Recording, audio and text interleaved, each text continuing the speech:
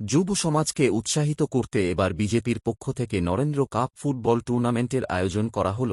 17 September প্রধানমন্ত্রী নরেন্দ্র মোদীর জন্মদিনে রায়গঞ্জে ফাইনাল খেলা অনুষ্ঠিত হবে।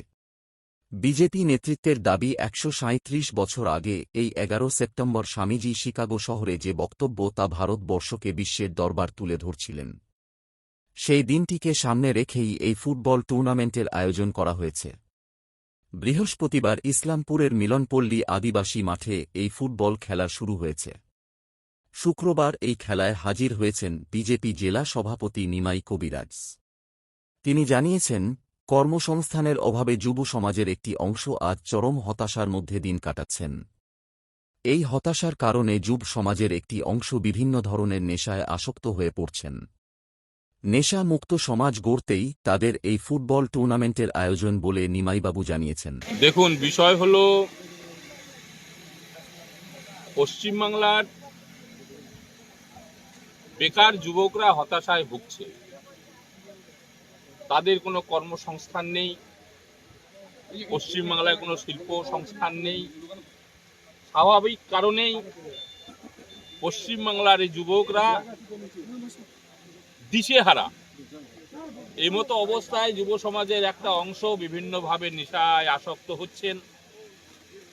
আর এর মূলত কারণ পশ্চিমবাংলার যে সরকার, সেই সরকারের ব্যর্থতার কারণে এই সবগুলো হয়ে আসছে। তাই আমরা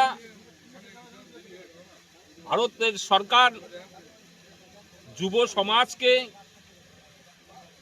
সঠিক পথে এগিয়ে আসার জন্য নেশামুক্ত বাংলা গড়বার লক্ষ্যে এই নরেন্দ্র কাপ ফুটবল টুর্নামেন্টের আয়োজন করা হয়েছে। এবং এই আয়োজন মূলত উদ্দেশ্য গ্রামগঞ্জ থেকে উঠে আসা খেলোয়াড় যারা সবসময় অবহেলার শিকার হয়, বিভিন্ন সুযোগ সুবিধা থেকে বঞ্চিত হয়, সেই গ্রামগঞ্জে থেকে সেই খেলোয়াড়দের একটা সুযোগ করে দেওয়া। এই নরেন্দ্র কাপ টুর্নামেন্টের মাধ্যমে গ্রামেগঞ্জের খেলোয়াড় তাদের সুযোগ করে দেওয়া এবং যুব সমাজ, যে সমাজের ভবিষ্যৎ, তাদেরকে এই খেলার মাধ্যমে তাদের শারীরিক বিকাশ, মানসিক বিকাশ ঘটানো এবং তাদের মধ্যে দেশপ্রেম জাগানো, জাতীয় ঐক্য, জাতীয় ভক্তি জাগানো, এই উদ্দেশ্য নিয়ে নরেন্দ্র কাপ টুর্নামেন্টের ব্যবস্থা করা হয়েছে।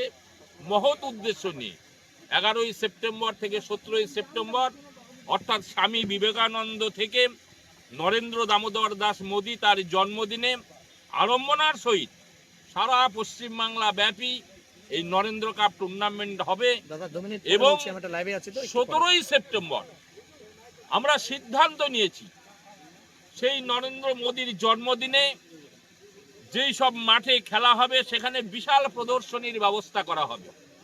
এই প্রদর্শনীর মাধ্যমে স্বামী বিবেকানন্দ যে স্বপ্ন দেখেছিলেন ভারতবর্ষকে বিশ্বের সর্বশ্রেষ্ঠ আসনে পৌঁছে দেওয়ার, সেই স্বপ্নকে সফল করবার লক্ষ্যে ভারতবর্ষের সমস্ত কোনায় কোনায় সমস্ত মানুষকে জাগ্রত করে সেই ভারতকে বিজয়ীর আসনে, বিশ্বের বিজয়ের আসনে বসানোর জন্যই 17 তারিখ প্রদর্শনী হবে এবং ফাইনাল খেলার মাঠে সেখানে নরেন্দ্র মোদীর লাইভ কাস্ট হবে।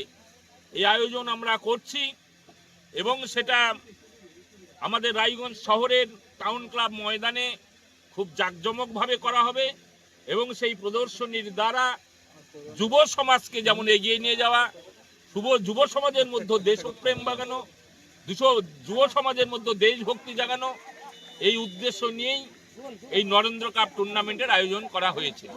বলছি বিরোধী দল হিসাবে বিজেপি